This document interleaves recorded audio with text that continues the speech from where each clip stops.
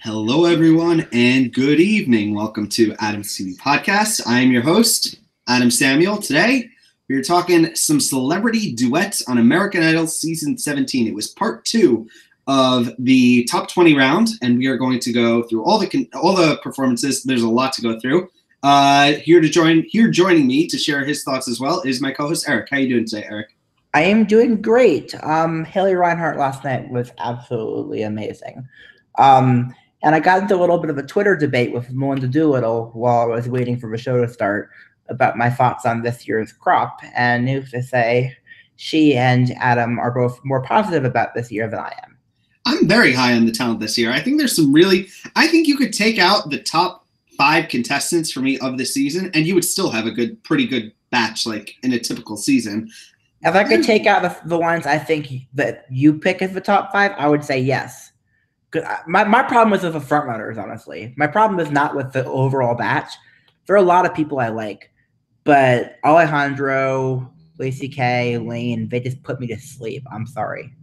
It's so funny how we're so out of sync for these contestants. I am so high on so many names. I'm still scratching my head thinking there's one person who I think is going to end up winning, but I honestly think it could go a lot of ways in the end. Like I said, and I'm going to continue to say, I think there's 5 people who could win, and that's crazy. Like, when does that happen? And 3 of them I don't like, so I'm not that optimistic right now. All right. Well, we are going to be going through all the contestants. Before we start going into them, I do just want to give a mention to we are on iTunes, we are on Feedburner, we are all over. Eric puts a lot of time and effort kind of condensing the podcast for our audio-only listeners who kind of want to listen to us on the go. So check us out there if you want to follow the podcast. Always, if you're watching this, drop us a subscribe. I can't even talk. Drop us a subscribe. It really helps out the channel.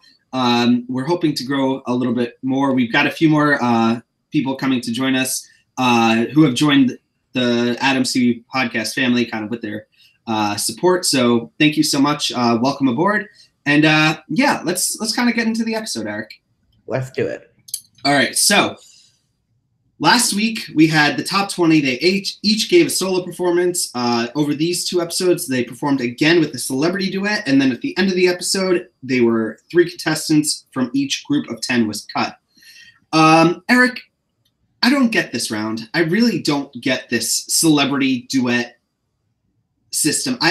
For me, it doesn't make sense to me. I don't understand why we're having the contestants kind of thrust so hard, far forward, when I feel like we kind of maybe need to go a little bit slower with the contestants. What do you think about it?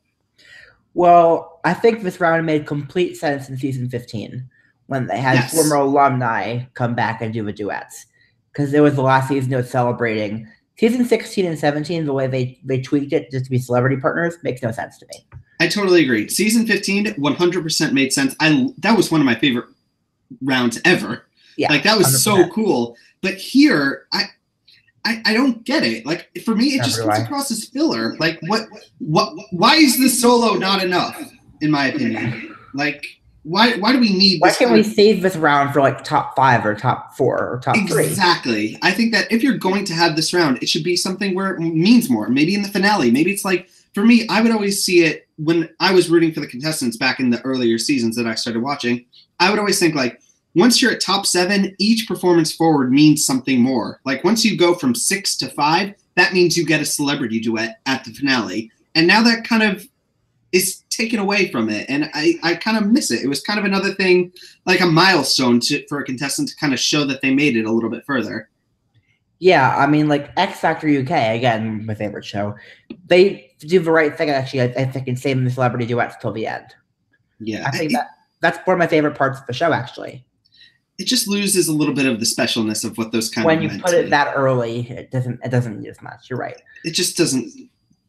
It feels unnecessary. I don't get it. It does feel like filler, and it feels like we could get another week of live shows if we drop this round. Yeah, we could have easily taken this, because from this point on, the game is fast forwarded. We are going to be losing contestants left and right. Why could this not have been something else? This could have been a top 4 week or a top 3 week instead of.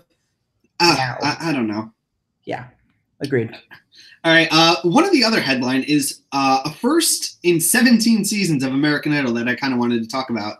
Ryan Seacrest was not in the building for the part 2 of the auditions. We actually had the in-house mentor, Bobby Bones, stepped in to kind of take the role. This got me nervous for a couple of reasons, and it continues to get me nervous. But I will share those my concerns in a moment. Eric, what did you think about Bobby Bones? How do you think he did? Well, I didn't really watch much of him. I watched him doing the results a little bit, and he was competent. You know who he reminded me of? He reminded me of Mario Lopez. Tyra? What? I said Tyra. Who'd you say? I said Mario Lopez. Oh. Competent, nothing special. For me, I wrote down in my notes, he didn't annoy me, and that's all he needed to do. Exactly. And yeah, that was good. For me, Bobby Bones did a fine job. He did exactly what he needed to. It wasn't annoying. It was just he showed up, he did the job. You gotta check plus. Like, you know, when you're like in the lower grades of school, like they grade them check plus, check plus. I think it's a check. Whatever. A check plus means you went above and beyond. All right. You just get a check, Bobby Bones. But this, like I said, this had me really nervous because I actually tuned into the episode a little later. I actually was doing something else, and all of a sudden, Bobby Bones is hosting the show, and I was almost thinking, is this like an April Fool's joke? Nope. But a lot of people are now kind of talking about this, and I want to kind of get your thoughts on it. Do you think there might be something a little bit more to this? Because Ryan Seacrest, he says that he's sick, which could be an excuse. It could be an excuse, but the conspiracy theorist in me is like, are they trying to give like Bobby Bones a test run of him being the host because they don't want to pay Ryan Seacrest's paycheck? What do you think? I think if they're gonna be cutting paychecks anywhere, they're cutting Katy Perry's paycheck, not his. I would hope, but maybe they don't think that way. Well, the fact that they weren't willing to give Kelly Clarkson all the money she wanted to be a judge means that they don't know what they're doing with judges and hosts. But whatever. I really don't want to lose Ryan. I've said for as long I will champion that Ryan Seacrest is the heart and soul of the show. And as soon as you let him go, we're going into America's Got Talent territory where everyone's just kind of getting bounced back and forth. Like there's no consistency. And I think he needs to remain the face of the show moving forward. I think he's not someone like there are other corners you could cut in the show, like for money wise. Ryan is not one of them. You need to hold on to him. Give him whatever he wants. That's just my opinion. All right. Anyway, let's kind of move on to the headlines of this episode. So we had our 20 performers, and we lost 6 contestants. We lost Logan, Ryan, Bumbly. I still can't say that name with like half a giggle. Kate, Sean, and Raquel. Eric, I want to throw this to you right away. Were these the right decisions? I didn't watch any of the 6 that got cut because they got cut. So they seem like okay decisions to me. I mean, I wasn't head over heels in love with any of them from prior performances. So for me, I did watch all the performances, and honestly, the one contestant that I think was kind of a little bit you might call robbed would be Ryan. But I feel like had he been bounced in, I think he still probably would have been one of the first ones bounced right back out in the next round. I don't know. Do you maybe share that? Ryan is the one of the 6 that I have any positive memories of. So yeah, I would agree. Yeah, but otherwise, I gotta say, there was no shock elimination this round, which makes me happy. The contestants that needed to get through made it through. There was no one, like usually these shows they like to have the one contestant that's cut that kind of is going to make people talk. There was none of that, and I loved it. I think we ended up with more or less a very good top 14 of this batch. Like there's no shocker. There's no someone was cut unjustly. Do you agree? I like about 7 or 8 of them at this point. And 2 or 3 of them I would actually pay to see live at this point. Okay. Probably 2. So we get the celebrity duet. Did you have a personal favorite duet partner that kind of was brought on for these 2 episodes? Okay, so here's the thing that I never thought I would say. Lucas Graham was my favorite duet partner. Me too. I was going to say. And here's why I never thought I would say it. Because I can't stand his songs. I can't. And I can't stand the fact that it's his name, but it's a band, and it just bugs me. But he clearly brought out the best in his two contestants. Well, he tried with one of them. We'll talk about it in a minute. Eddie. We'll talk about him a little later. I thought Eddie was good. I have some thoughts on him. We'll talk about it later. Okay. Yeah, I'm gonna totally agree with you. I think Lucas was by far the contestant. If I was a contestant on the show, he would be the person I would personally want to duet with of these contestants. I thought also Cynthia was very good. Cynthia Ervio, I think was how you pronounce her last name. Am I correct, Eric? Am I close? I have no idea. All right, those two I think were the ones, and also kind of Jason Mraz, kind of those three. The problem with Jason Mraz is that I don't like any of his songs. Well, which is also a problem with Lucas Graham technically. So, All right. Well, I do just want to give a shout out to our chat. Grace Sweeney says, "I thought this round was way too early in season 15. I don't like it either." Yeah. Okay. Yeah. So what I do is I have all of the contestants from both nights. I have them in order of performances from Sunday and Monday. So, but then again, so if you want to touch on any of the 6 that got cut, you can, but don't throw it to me because I'm not gonna have any thoughts. All right, so let's get into the contestants. We've talked enough about the other stuff. Let's get into it. So, let's start off with Walker. Walker Burroughs is performing with Jason Mraz. In his intro package, Walker talks a little bit about how he's a little awkward on stage. He's kind of trying to work on that. Jason actually, he kind of suggested, which I really liked, that they kind of do a step that's kind of in move. Maybe it just so it kind of gives Walker something to do with his body. They perform "Have It All" by Jason Mraz. What did you think? Hate the song, cheesy as hell, but the vocals were great and Walker is adorable. I can't get past the song though. That song just bugs me for some reason. I will say it was very cool that Walker's first ever performance in public was of a Jason Mraz song, although I can't help but think that might not be true. For me, Walker's kind of reminded me a little bit when we were covering the X Factor UK of Anthony Russell, where he's kind of he's kind of consistently competent. Like, it's good. There's nothing wrong with it. Yeah. Yeah, he's kind of in kind of the run of what he's doing. Like, it's kind of very safe. It's very like smiley. Like it's a pleasant performance. There's nothing wrong with it. I gave it a B for me, but it's just kind of middling. This is going to get rough for him moving forward, and he's starting to get me worried because I like Walker. I think he's got potential to do some really good damage in this competition, but so far every performance has kind of been more or less the same thing. It's kind of just I want to see another dimension. Like Walker has now been able to watch these performances. It's kind of been 2 months later.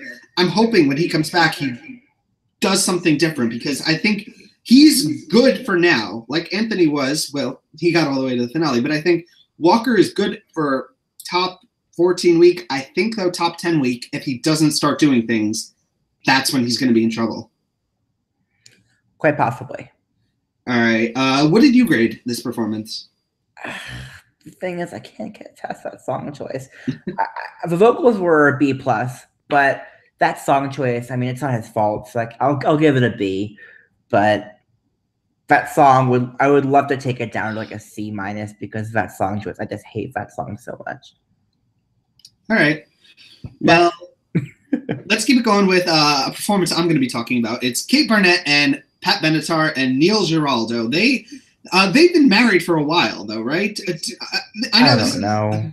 All right. Well, anyway, they are performing "Heartbreaker" by Pat Benatar. Of all the contestants that were on this episode, I feel like Pat Benatar is the biggest star, right? She's like the biggest name. The biggest name, definitely. Yeah, which is really intimidating because Pat Benatar is like a beast. Like her voice is like epic. Like when she sings, it's kind of you kind of have to watch in awe of what she can do, and which kind of makes it so rough because this was a really terrible pairing because it's kind of like taking a country singer and pairing it with a heavy metal singer. Like, they both would be good. That bad? No, what I'm saying is, like, it's kind of so out of their comfort zone. Like, Kate Burnett was a singer who was kind of more slow, groovy kind of singer, and she's kind of paired with this, like, beast of this, like, powerhouse singer. Like, their vocals just don't match up. And this is not Kate's fault so much as it is the producers who are kind of making this pairing, because I think if she'd been paired, Kate, with Jason Mraz, this could have been entirely different. But because she was put with Pat Benatar, like, what are you going to do? Like, of course she's going to be overshadowed, but at times it felt like Kate was almost like a backup singer to her. And I hate to kind of ding this against her, but that's kind of just how things went down. She just got the short end of a stick here. And, you know, I noticed that she was trying, like, poor Kate, like, just standing next to this beast in this awkward pairing. She tried, but it just didn't work for me. I gave this C+. I gave it an NA. NA. Yeah, like I said, just an all wrong pairing. Just Pat's this big singer, Kate's more of a quiet singer, which is fine, but they're just, it's apples. This is a bad pairing. That's all I can really say. Okay. All right, I gave it a C+ though. Let's move on to Riley Thompson and Brett Young. She's only 16 years old, and she says this is her first ever duet. And she's a 16-year-old girl, and she's singing with, I believe, a 40-year-old man, a love song. And there's a lot of underlying creepiness, like, that I was just, this pairing, this was all just a little weird. What did you think, Eric? Of Riley? The performance and everything. Okay. This was actually better than I remembered her being, to be honest. I don't remember liking her voice that much, but I didn't hate this. Having said that, she is still in my bottom 5. Yeah, me too. I just wrote down in my notes, I think she's going to be in trouble, really big trouble next week. I think she's it might not turn out too well. For me, I couldn't get past, like, they're singing a love song, and it's like, ew, like, why are we doing this? There's got to be, Brett Young has probably got, like, hundreds of songs that he's recorded. There's got to be something, like, maybe a happy song about going for a drive. Like, why does it have to be? Well, country songs are the stereotype about country songs that are either about drinking and partying or about God and Jesus. That's only modern country. Wrong type. That's only modern country. Old country was good. It's all Blake Shelton's fault. I'm not saying it's true. I'm saying it's the stereotype. All right. What grade did you give this performance? C+, B-. Me too. I gave it a C+. This was, I do agree with you. This was a bit of a step up, but I couldn't get past that. It was kind of incredibly awkward. Okay. All right, let's move on to the fourth performer of the night. It's Uche and Shaggy. Oh my gosh, I have so much. I remember listening to Shaggy's music when I was, like, in high school. Like this, I don't. Just seeing him, like, kind of brings back memories. He had a song that was called "It Wasn't Me," and it's this song. Really, really dirty song. And every time, like, I almost was, like, imagining, like, if I was paired up with Shaggy and I messed up, I would have gone, wasn't me. Eric rolls his eyes. Anyway, so in the intro package, Shaggy kind of really talks to Uche about, like, don't go into your falsetto so much, because he's a big, like, chest voice. Like, go for the chest voice, kind of dig in, go do it that way. They perform I Need Your Love. What did you think, Eric? I think Uche is a natural entertainer and has got a great voice. He's not always perfect, but at this point, he's actually in my personal top 3 this season. I'm just so bummed we didn't get It Wasn't Me. Like, one of these performances, like, I'm just bummed out because I love that song so much. Crept his way into my top 3 personally after this. Yeah, for me, I wrote down, first of all, I just noticed how tall Uche is during this performance. He's really tall, like, really tall. But or maybe Shaggy's really short. Who knows? Yeah, I think I mentioned, actually, now that I'm thinking about it, that standing next to Ryan Seacrest, but, you know, also maybe because Ryan Seacrest is... Ryan is also very, very short. Yeah. The one thing that there was a lot to like about this performance, but there's one thing about it that I absolutely hated. It has nothing to do with their vocals, but at one point during the performance, they start doing like the sway, like they're encouraging They're the audience. instigating the sway bots. Oh, yeah, I noticed that. I thought you'd have some thoughts on that. And I'm like, no, what are you doing? No. Like they're just doing it and they're all doing it wrong. I almost wanted Uche to go, everyone stop. Like just stop. Put your hand up. We're gonna do it together. Like slow, not you, you're doing it wrong. It's just all right. So you want to basically teach the sway bots to do better. It's how hard is it?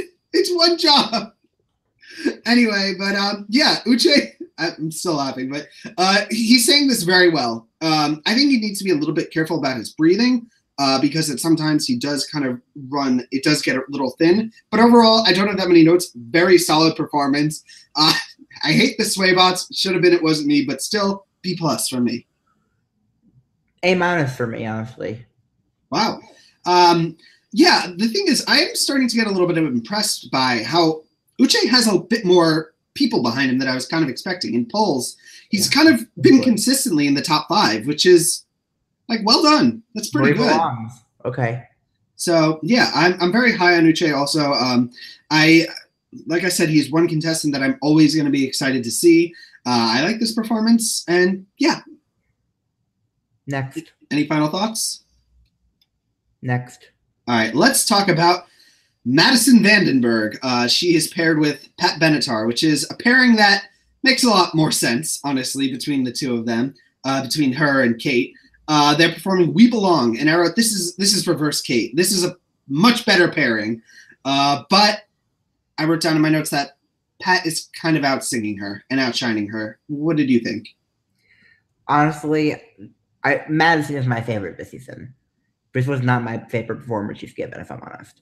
The song, for some reason, it didn't seem quite right to me. The song, it was good. She's capable of so much better. There was something I would still give it a B+, but it's, There was something about this performance that kind of it was a little wonky for me. Like some parts just kind of didn't make sense. First of all, I felt like Pat kind of outclassed Madison. Even Madison, who's one of the best vocally competent singers of our contestants this match, she blew her away. But there were parts of this performance where I couldn't hear Madison. Like the backup singers were kind of I think the mix was way off in this one, actually. Because from that was probably my problem with it, actually, now that I think about it. Yeah, I love Madison. Like Eric must think I hate her for how much I kind of give her notes, but I don't. Hate her. I think you love the wrong people more. That might be worse. But Madison, she's very good, but this was just everything was just kind of wonky. The ending note felt really randomly tacked on. And like you said, I've loved a lot of her performances in the past, but this was not my favorite. I give it a B. I'd give it a B+. Do you have any other notes from Madison? Anything you want to kind of touch on? I just really, really hope that she has a breakthrough moment soon, because she needs one.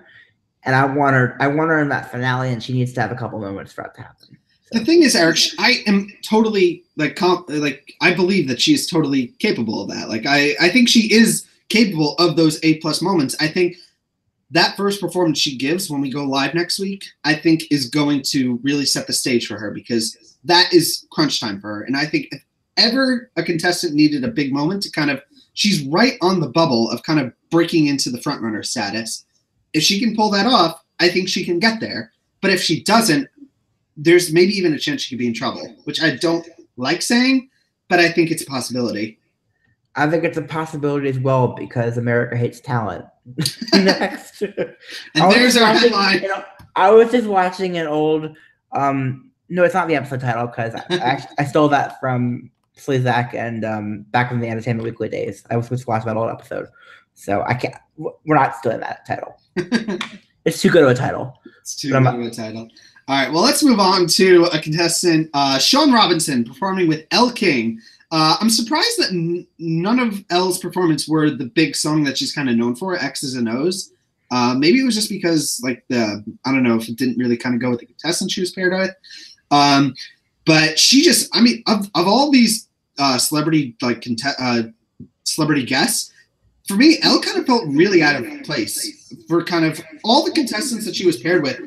She didn't bring or enhance anything to the performances. It kind of just, if anything, she kind of just showed up. I don't know what went on behind the scenes, but from what I'm just seeing it on the TV, it just, I didn't think that she was that invested, honestly. I don't know what it was, but yeah, they perform Proud Mary, which is, by the way, they do this rendition of it where it's really slowed down and it's much more like, they're kind of going for the groovy vibe, which is not something that goes with the song, in my opinion. For me, Proud Mary is a song that's all about the energy. It's all about like getting the blood pumping and like kind of doing the dances.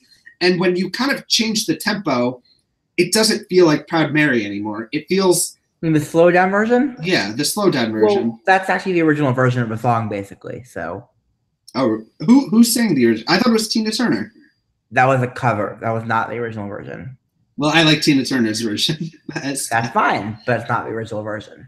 Yeah, but the fact that they did that is just, it's a big problem for me. Like, it's something that really took it out. And also, Sean Robinson is very not into the song. He even mentions, he says, I think it's something along the lines of like, if it's a fast, upbeat song, that's not what I do, which right there was a big red flag. Like something's wrong here, because if you're on American Idol and you're going to say that that fast up-tempo songs are not what you're going to do, that's a really big problem, and like a really, really big problem. And the thing is, it showed 100% on his face. Like when he was performing, I'm watching this and I'm thinking like, you are totally not into the song. And I know that you're not into the song because I can see it.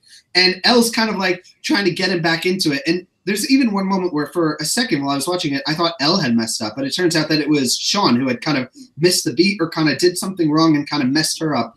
And this was a bit of a mess, and he just looked like he absolutely hated the song. I gave it, I think I gave it my lowest grade. I gave to all the contestants. I gave it a C-. I gave it an NA. An NA. Fair enough. But you have watched some of Sean's other performances. Do you have any? I was never blown away by him, so. All right, well, yeah, that's Sean Robinson. He didn't give me any reason to go out of my way to watch him after he got cut. I'll put it that way. All right, let's move on to Ashley Hess and Jason Mraz. Jason Mraz, by the way, both his contestants made it through, which is good job, Jason Mraz. You're a good mentor. They're performing "I'm Yours." I have been not the highest on Ashley after her last performance, but for me, this was a good pairing. I loved this performance. What did you think, Eric? I love the beginning, I hated the middle, and I liked the end. Because I'm so sick of the usual arrangement of this song that I loved when it was just Ashley's voice and the piano. It was gorgeous. And then the band kicked in and it sucked. And then went back to the piano, just by the piano, and it was gorgeous. And the band kicked in and it sucked. So the song, I just wish they did it all the piano and it would have been beautiful and it would have been my favorite performance. But the song choice, I just wanted that song. Grace in the chat is letting me know that that Sean did the CCR original version with Elle King. Yep. I guess that was it. But going back to Ashley, I wrote down, first of all, I noticed that when she was playing piano, that wasn't a piano. That was a keyboard. They kind of like put it into like a grand thing, so it kind of looks grand, but it's really just like a keyboard is just like this. So they kind of, to make it look more grand, which they did the same thing on America's Got Talent, so I don't really mind it. But I wrote down in my notes, this is the Ashley that I originally fell in love with this season. This is, when she was at the piano, like Eric said before, that gives me hope for her. There's finally like a glimmer of light that I was like starting to worry about. It's back. Like I'm back on the Ashley train.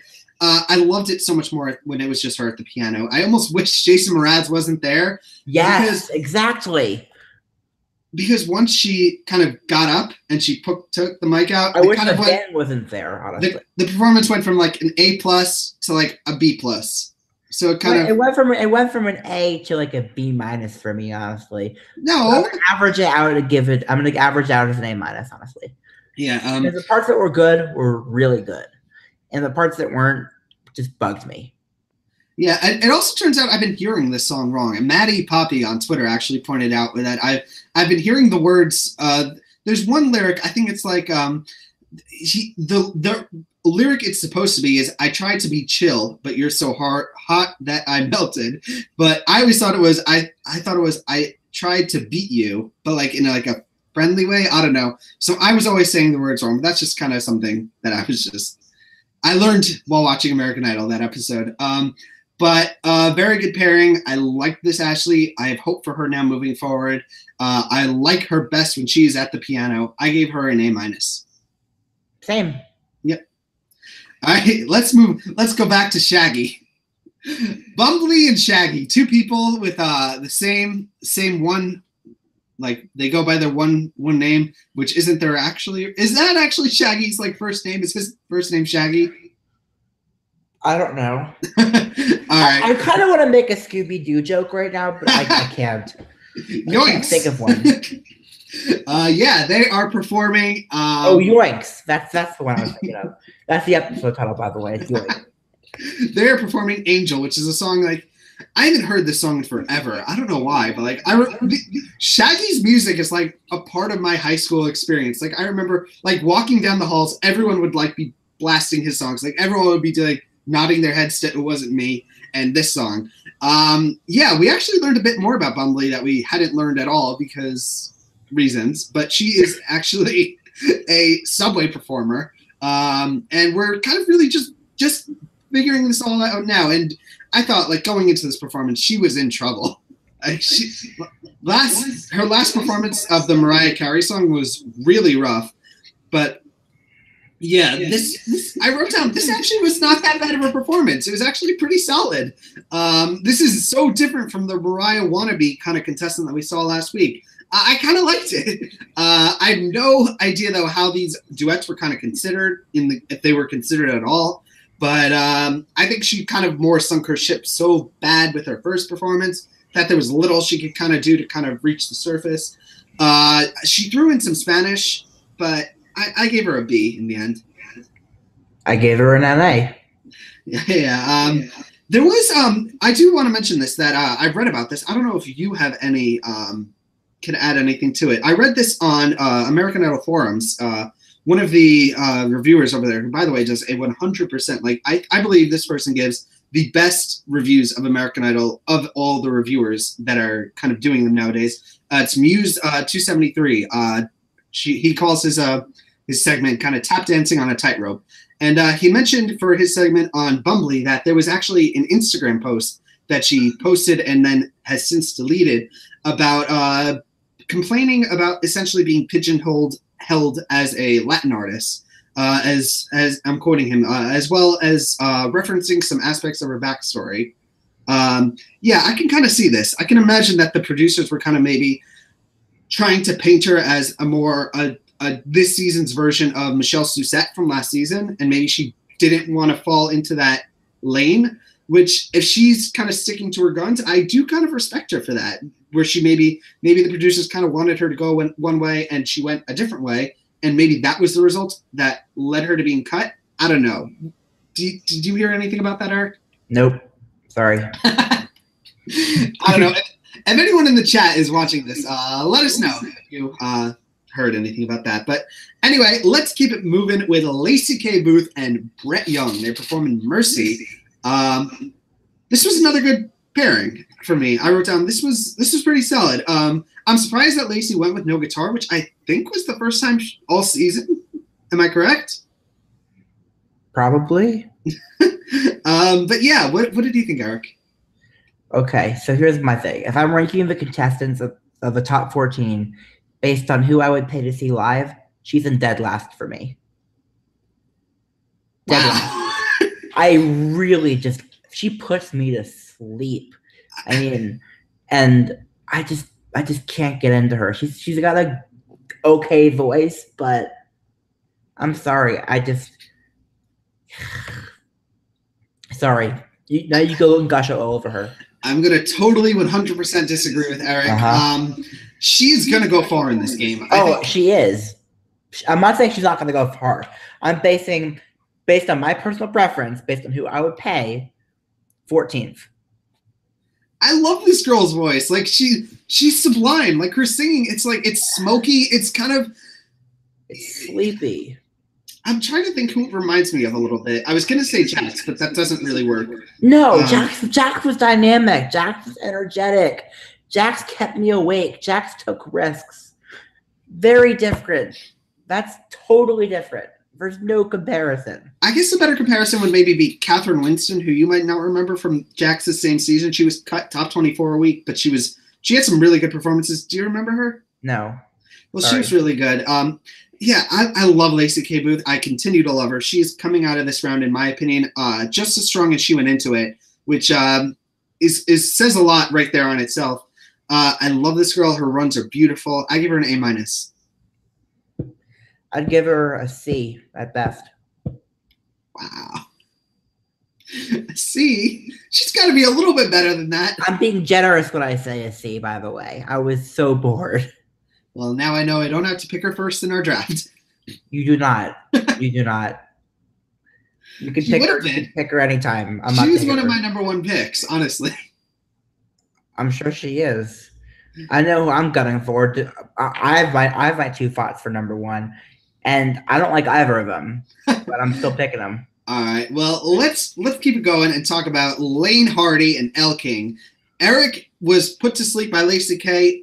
Did this duet pairing wake you up?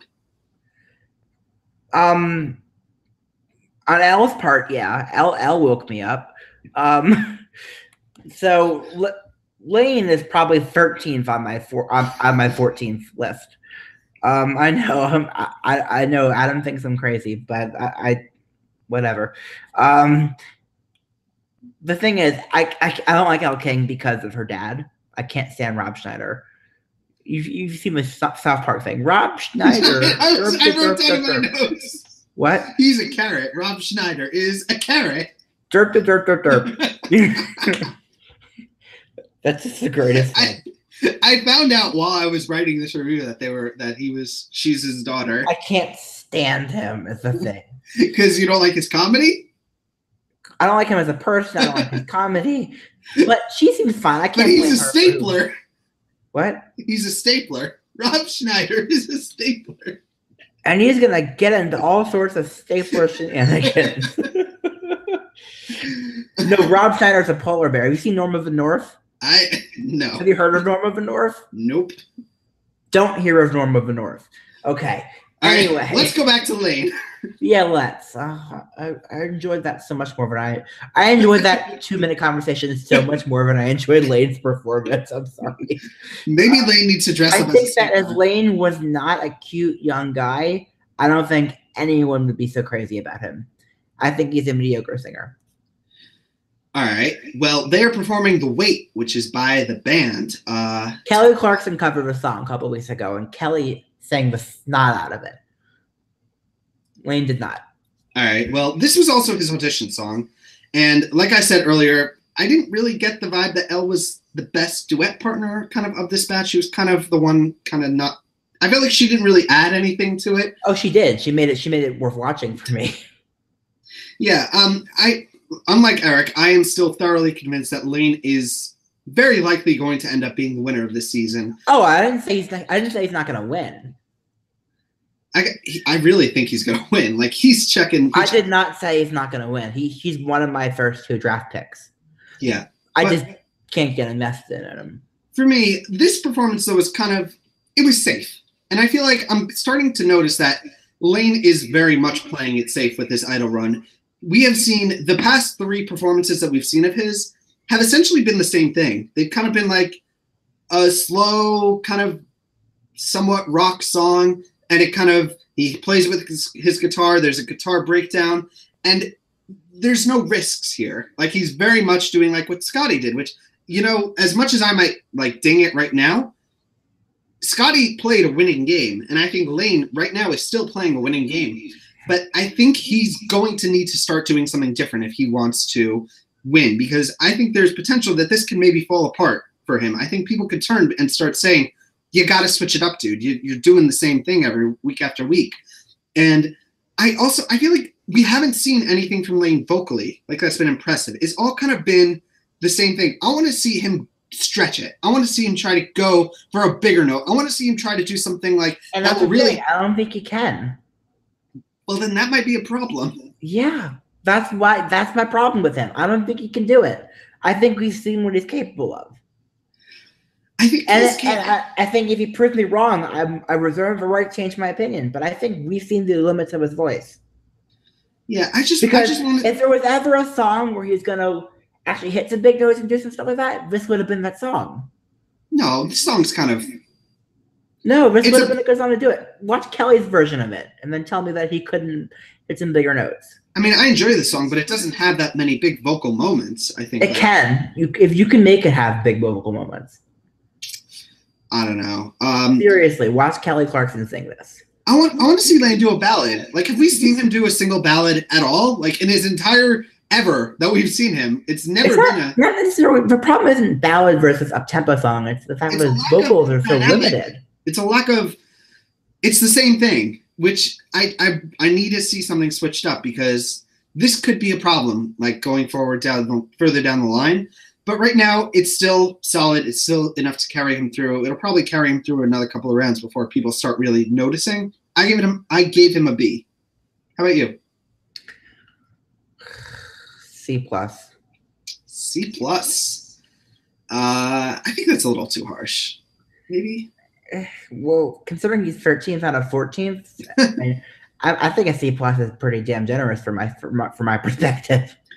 All right. Well, I just want to see something differently. Like you've proven that you've conquered this area of music. Let's try something different now. Okay. I reserve the right to change my mind about any of these people, but from where I stand right now, I'm not impressed. All right, so that's kind of the first episode that was shown. We get our results. We lose Sean, Bumbly, and who am I missing? Kate. What did you think of these results, Eric? Again, judging it based on who I personally would kick off, I would have lost Lacey, but okay. What? Why would you cut Lacey? Why? Because again, I'm not invested in her at all, and she's done nothing to make me invested. All right. So you cut Lacey. Who is going in now over Lacey? I don't know. You don't even know. I don't know. Sorry. I would have maybe, if I'm like being ridiculously picky, which I think what we got so far, the results were a blessing because they were so good. Maybe, but probably not. I would have bounced Riley and put in either Kate or Bumbly. But I think if I saved either of them this week, they would still go home next. Yeah. Okay. So, you know what? Either way. I'm not objecting to any of these cuts, but it's like pish posh, or as I said it incorrectly last week, whatever. That was several weeks ago. Several weeks ago? I have no idea what day it is. Sort of like beginning of that was like one of the first titles we did. I have no idea what day it is, Eric. I'm lost in the track. It could be 2021.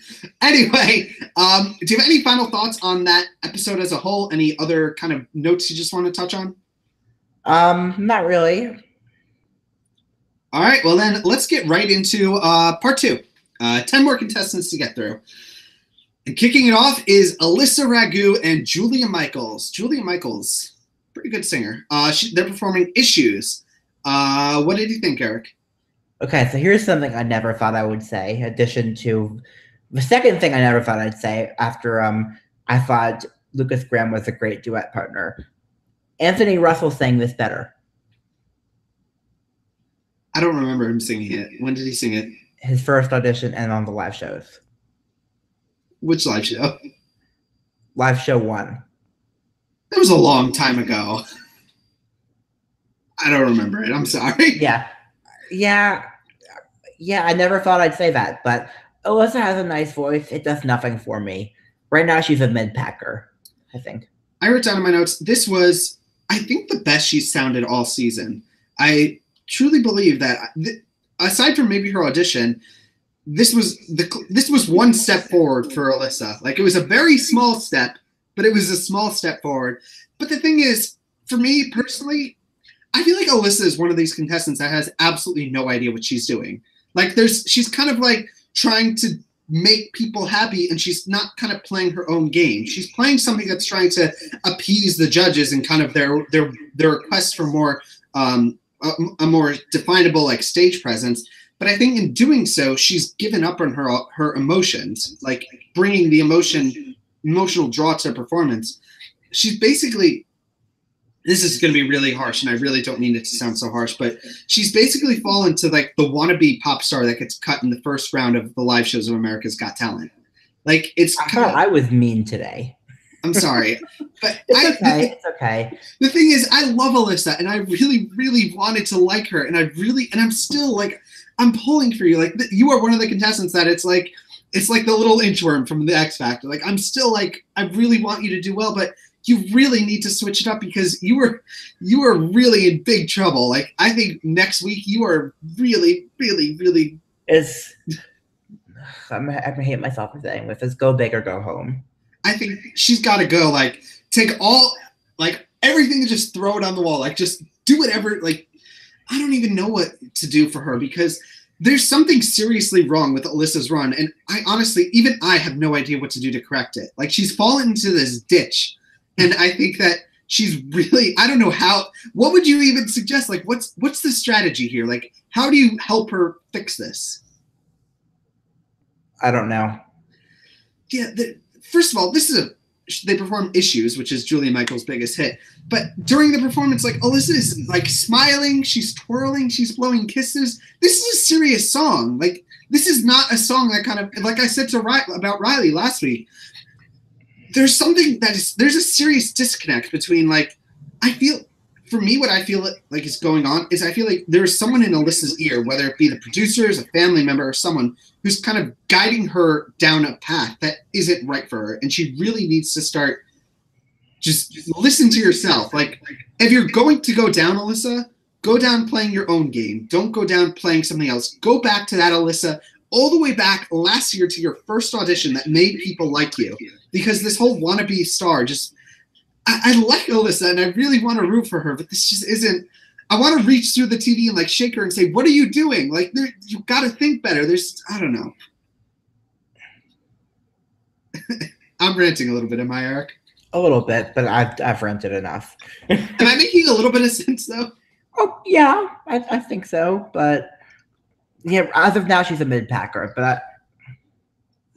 For me, this is a bit of a bizarre comparison. She's almost a little bit like the anti-Madison. Like Madison is kind of like, they're both kind of big powerhouse vocals, but Madison kind of like has her own identity, and Alyssa kind of has no idea what she's doing. Sure.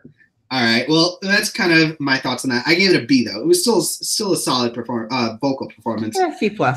C+. All right. Well, let's keep going with Eddie Island and Lucas Graham, who I believe was the best mentor of this entire batch. They're performing 7 Years, which is a song that I still absolutely love. I remember hearing that. And nope. What? You like that song? I love this song. Boo. What's boo? What's wrong with it? I hate that song. Why? I hate that song. It's such a good song. It's just like I hate it with a passion. Having said that, despite hating the song, this was Eddie's best performance so far for me. Eric is trampling all over my favorite songs in this podcast. But I do think that despite how much I hate that song, this might have been Eddie's best performance so far for me. This is so ironic because I totally disagree. Mm-hmm. First of all, how do you not like this song? I remember like hearing. It's terribly corny. Okay, go. This is not I remember hearing this in my dorm room of college and like being so moved. Like this is the best song I've ever heard. I think I heard it on Dancing with the Stars or something.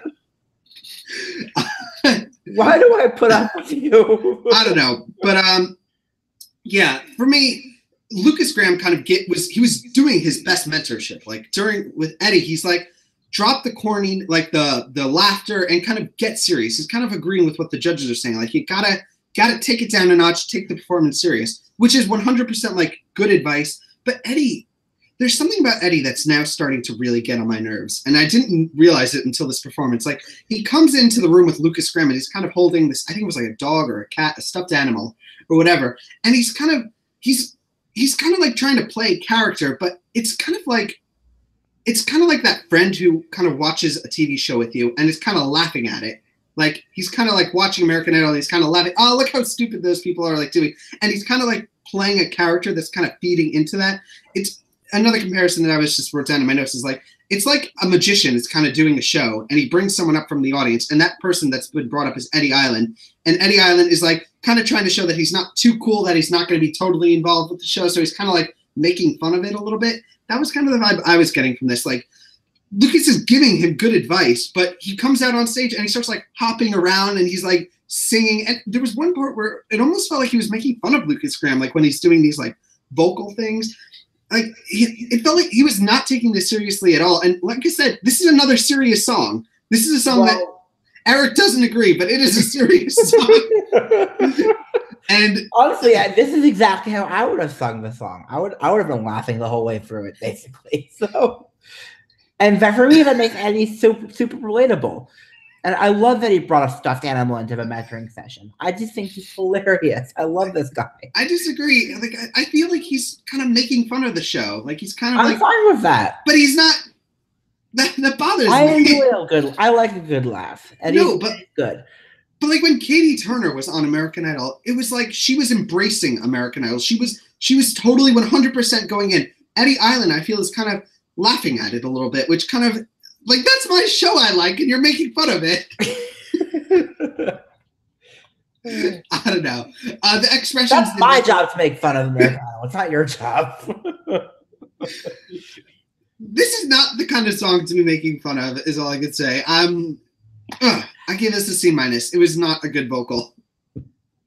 B-, B range for me. I gave it really low. Was I ranting a little bit too much there? Yeah.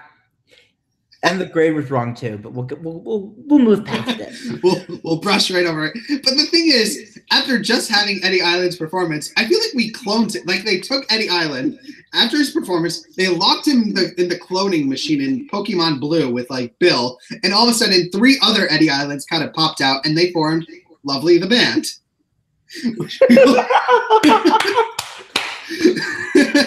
I'm sorry. That's the greatest transition I think I've ever heard on the history of this show.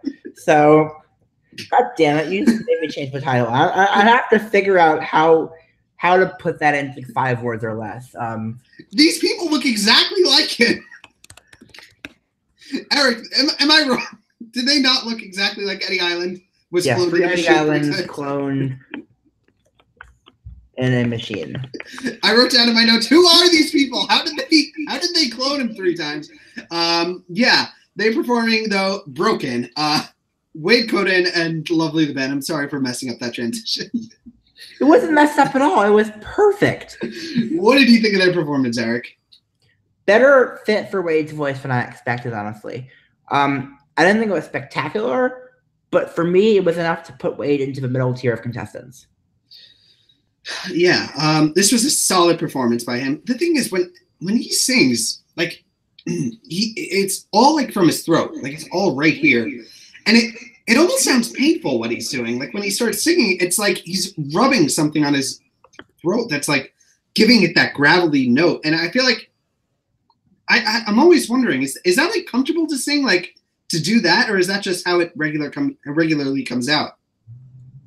I don't know. I don't sing.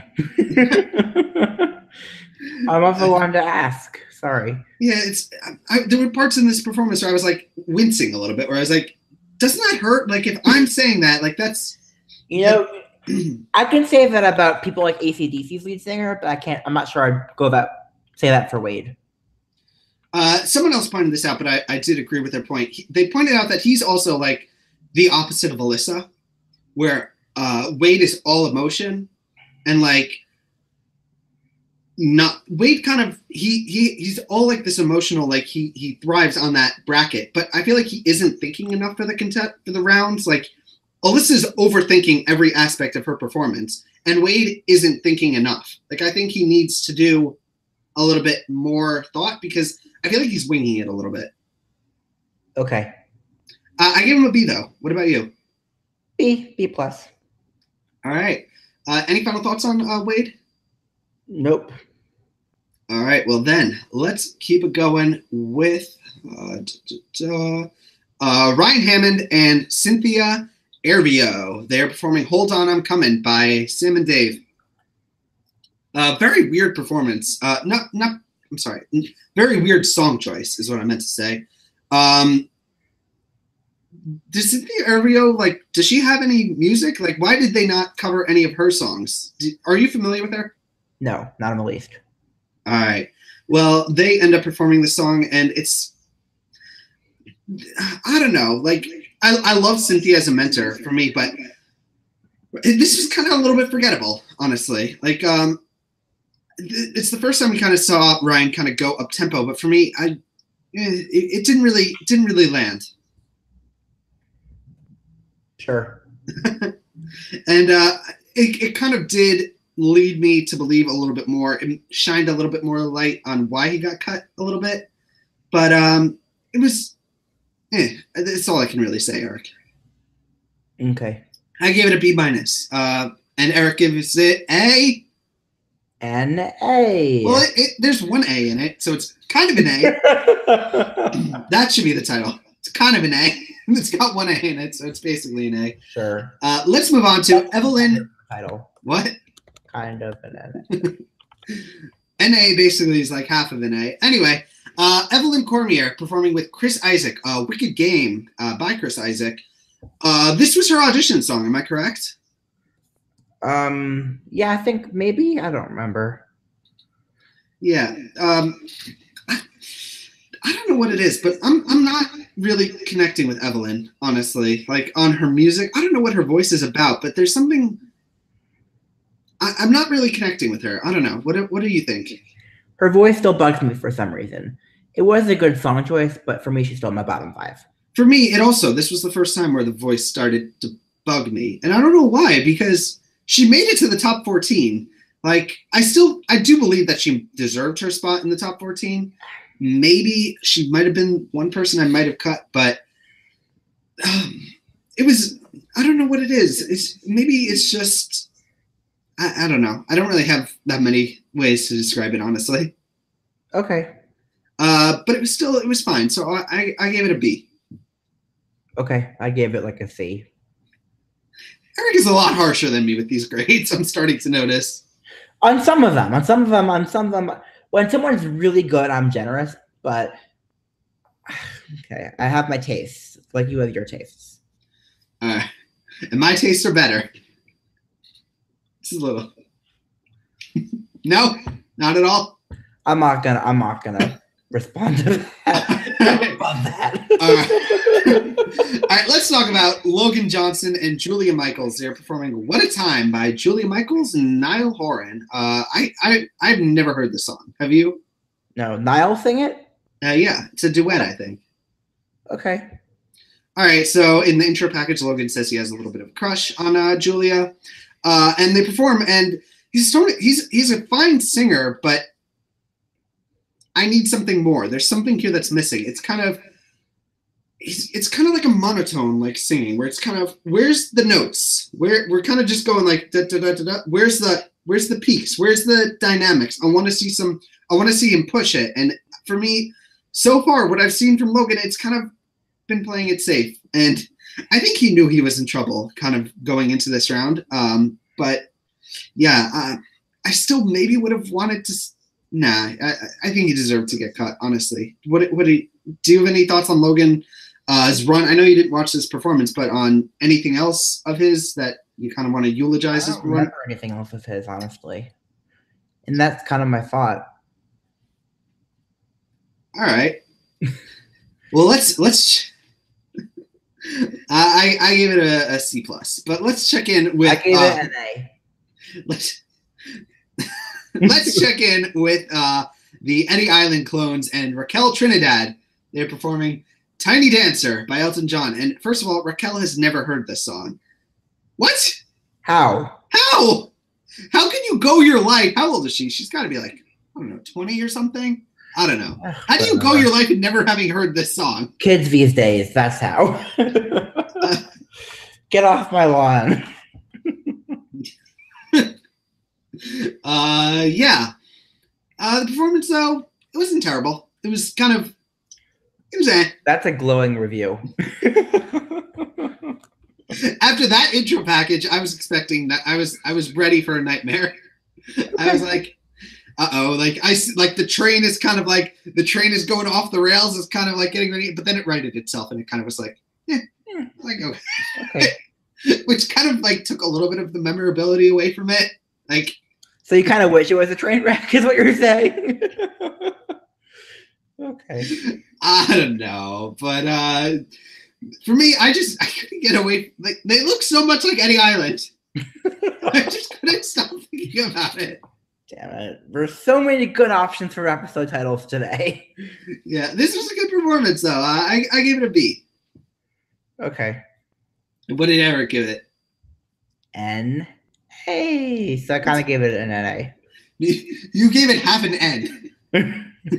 What is that even? What would an N be on the grade scale? Is that like a 30 out of 100? No. An N. I remember.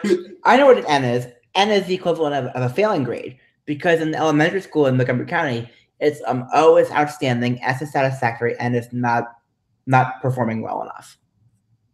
So N is bad. And I have no idea how you got into this school. Well, it's elementary school, so everyone gets in. But all right, let's move on to Alejandro Aranda and Ben Harper performing "There Will Be a Light." Very solid pairing between these two. Eric is very low on Alejandro, and as low as he is, I continue to be extremely high from him. I think of all the contestants, Alejandro is right now, from where I'm looking at the board right now, Alejandro is the one contestant who has a shot of dethroning Lane as the winner of the season. Go ahead, Eric, and tell me why I'm wrong. You're not wrong. You're not wrong about his winnability. You are wrong about how good he is, because I don't think he's that good. His voice puts me to sleep. I think it's weak. It's not exciting. I don't get the hype. It's not American Guitarist. It's American Idol. If it was American Guitarist, Cade would have won last season. I could keep going on and on and on. Doesn't matter at this point. He gets the most YouTube views. People love him. I don't. But at this point, you can't look at him and say that he's not the front runner. Watch him be the top two with Lacey. And Eric is asleep on the couch. That will be the case. If they're ever top two, I will not be showing up for that finale episode.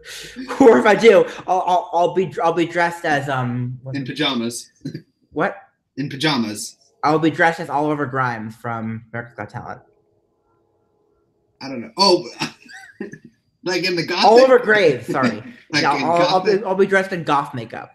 All right. So if that is the final two, I'm going to hold you to that. I am not actually going to do that. I'm warning you now, but I will be feeling that way. On the inside.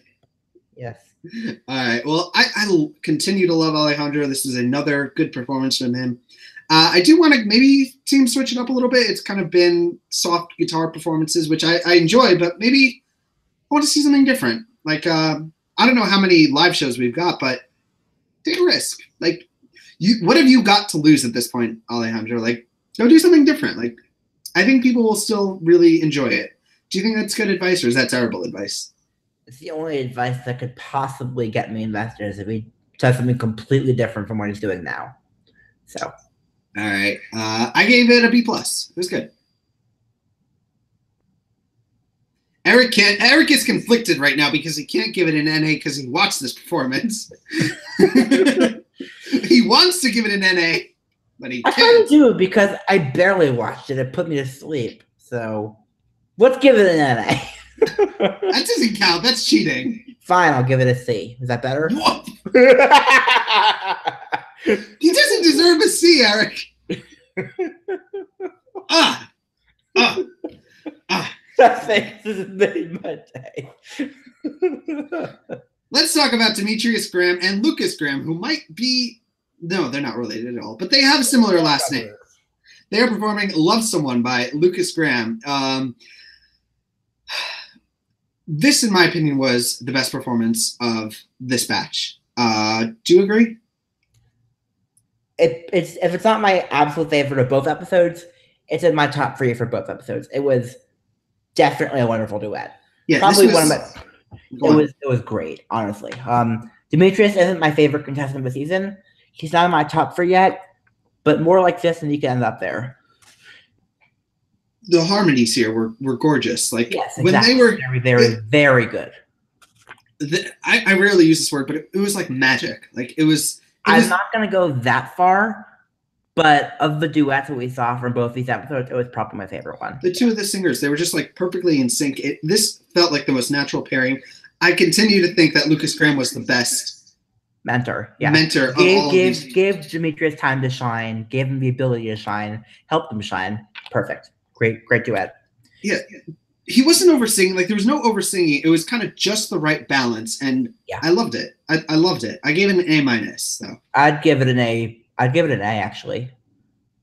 All right, fine. I'll give it an A. I wanted to like maybe it be like I don't know. It deserves an A. It gets an A in my book, I guess too. All right. If anything gets an A from this week, that's it for me. Yeah, I agree. Let's move on to our final performance of the night. Jeremiah Lloyd Harmon and Cynthia Erivo. I'm sorry if I'm butchering the name.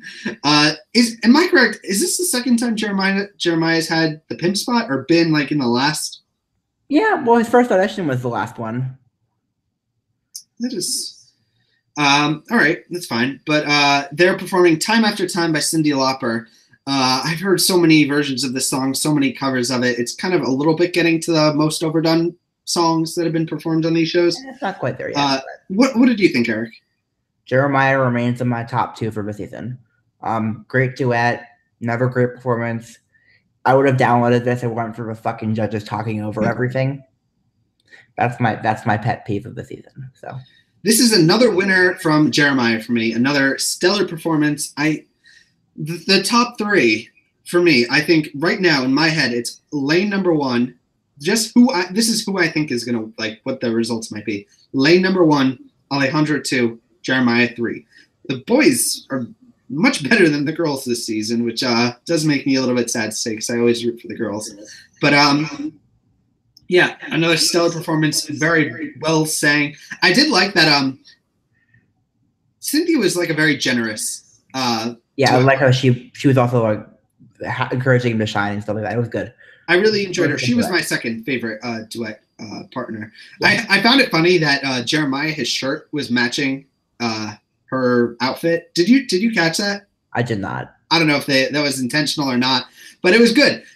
Very, very strong performance from Jeremiah. He is going into this round a front runner. He is leaving it in the exact same spot. I think he is continuing. I don't know what he needs to do to kind of take the lead over over Alejandro and Lane. I think those two are his competition, and I think he's got to figure out something to beat them because I don't know. My hope is that people get tired of Alejandro and Lane doing the same thing every week, and then hopefully Jeremiah could continue to switch things up a bit and be versatile and win. But that's a long shot. Jeremiah, of the 3 people you named, is the only one I would be happy with as a winner. But he's not going to win, I don't think. I think you're right on the money, honestly, of those 3. Like about what you said with like the 2 contestants maybe not switching it up. If that does just open the door for Jeremiah. I don't know if he will get the push to win, but he's making a good run for it, and he's doing a good job. So far he gets a check plus, right? Like well, I'd give this performance an A. So I give it an A- for me. Okay. Yeah. Though I'm just linking. Someone wrote in the comments of the MJ's article that the best singer was Pat Benatar. Like of all of them. Okay. Yeah, probably. Quite definitely, yeah. All right. Well, yeah. So we get to the cuts. We have lost. Who have we lost again? We lost Bumbly, Logan, and Raquel. No, Bumbly was last time, right? Who am I missing? We're all last. I don't know. We lost Raquel, Ryan Hammond. We lost, and Logan. I maybe would have tossed out Eddie Island, thrown in Ryan. Otherwise, I would have tossed Evelyn for Ryan. I don't know. I think Evelyn was still No, Evelyn would have been tough for Ryan, and then I would have tossed Alejandro as well. But Eric, what are you doing? What are you doing? What is happening? All right. So that is the results. Let's kind of, that was the 2 episodes. So looking forward, Eric, we are looking on the horizons. Riding along right next to the Game of Thrones premiere is the first live show of American Idol season 17. I'm going to give you this really hard question. I'm going to give it to you right now. Who is going to be your way too early winner prediction for season 17? I think Alejandro is going to win. And I'm not happy about it, but I think he's going to win. You know, at this stage, I want to agree with you and say Alejandro, but at this stage, last season, we were still fawning over Mara Justine and Ada Vox. And Gabby Barrett kind of were the 3 that were the big favorites. You didn't like Gabby. I like her a lot more now. Okay, that's fine. I'm sorry. But what I'm looking at is I'm looking at where we were right now and who was at that moment on the bubble kind of rising and kind of just breaking out and still going forward. And Eric is going to laugh at me right now, but I'm going to go out on a limb and predict I'm probably going to be wrong. But like how Maddie Poppy was last season and who is at that stage now, I'm going to say Lacey. I think she can win. I'm not even joking. I really Lacey is right where Maddie Poppy was last season. Consistently, I think she's going to break out with 1 or 2 performances in the first round, and then I think it's going to be a steady incline. I'm not joking. I know you're not joking, and that's what's so sad about it, because it happened last time, and I'm afraid it's going to happen this time. You would not be happy with Lacey winning. Not in the least. I would be. That's as I said, worst case scenario. Even worse than Alejandro. Yes, worse than Alejandro. Wow. Alejandro at least can play guitar really well. Oh my god. Eric is out for blood. Contestants better watch out. Alejandro at least can play the guitar really, really well. Stop being mean to Lacey. I cannot say that he's not talented. Stop being mean to Lacey. Okay. All right. One final question. Next week we are going to be losing 4 contestants. We are going from a top 14 to a top 10. Eric, who's getting bounced? Well, I can do the easy ones. Riley's going. Riley's the easiest one. Then I will say Alyssa probably is going. Evelyn's going. You're going the same. I want to see if we got the same ones. Evelyn and I gotta say you're 3 for 4 right now. The last one's a tough one. I'm gonna say Wade. I'm gonna say Eddie. I think are my 4. You got him. You were so close. Eddie might be the one, but that last one's a tough one. The other 3 are pretty simple. Eddie, Alyssa, Riley, Evelyn. Those I think are the ones who are in most trouble. And honestly, at this point, go nuts. You got nothing to lose. These 4 contestants, do something crazy. I want to see out of the box performances from you. I want Eddie to bring his stuffed animals on stage. That's what I want. Do not listen to Eric. That should be the title. Do not listen to Eric. Adam is right. That is never going to be the title because Eric is the one who edits the episode. All right. Alyssa, it's like the Bugs Bunny cartoon with Daffy Duck saying, "Who's responsible for this?" It's me doing, "Am I a stinker?" All right. Well, I can't anymore. That is our show, the Adam's TV podcast. I am your host, Adam Samuel. My Twitter is adamsoapbox.com. I run my 2 websites, adamsoapbox.com and adamtvblog.com. Wait, your Twitter is adamsoapbox.com? Adamsoapbox.com. Is your Twitter? Oh my god. This is what's happening. My Twitter is @adamsoapbox. I'm sorry. My 2 websites are adamsoapbox.com and adamtvblog.com. I just posted a new post on my Soapbox blog about me actually, the one time in my life that I actually sang in public, and spoiler alert, it was terrible. Where can we find you, Eric? Eric Ascher 01 on YouTube, where I uploaded some videos from Haley Reinhart last night. Check him out. She was amazing. Eric _Ascher on Twitter and ericascher.com. And you can find both of us on Spotify podcasts, Apple Podcasts, Google Play Podcasts, and the other podcast app they could think of. And if you can't find us on your podcast app of choice, let me know. Because I'm sure you all want to listen to us bicker again next week. So you will be proven wrong when the confetti starts pouring down on Lacey K. Booth, Eric. I am not saying you're wrong. I'm just saying that it's the worst case scenario for my taste. She's exactly where Maddie was last season. She's right there on the bubble. I do have to bring up as part of a post-show thing that my day was made on Saturday, when I saw on Britain's Got Talent, which premiered on Saturday. Decent episode, not the greatest. But the highlight of the episode for me was 3 seconds of the back of Tiff the Magic Dragon. Yeah, auditioning for Britain's Got Talent this year, probably. I don't think that. You don't? No, I don't. I that's what Simon Cowell does. Like it takes away from it being Britain's Got Talent and takes it into who can I get from other shows to kind of make the show better. Sure, but you know what? He is British, so. All right, whatever. So it's fine. I don't care. Anytime I get to see more Piff, I'm fine. I'm happy with it. Yeah, but he's just going to end up doing the same routines. Who cares? I can watch him over and over again. If he does even one unique routine, I'll be very, very happy. He's my winner. Like Lacey K. Booth. All right. Any final thoughts? Otherwise, we'll say goodnight for today. Vote Piff. That's my final thought. Vote for Lacey. Bye, guys. See you next week.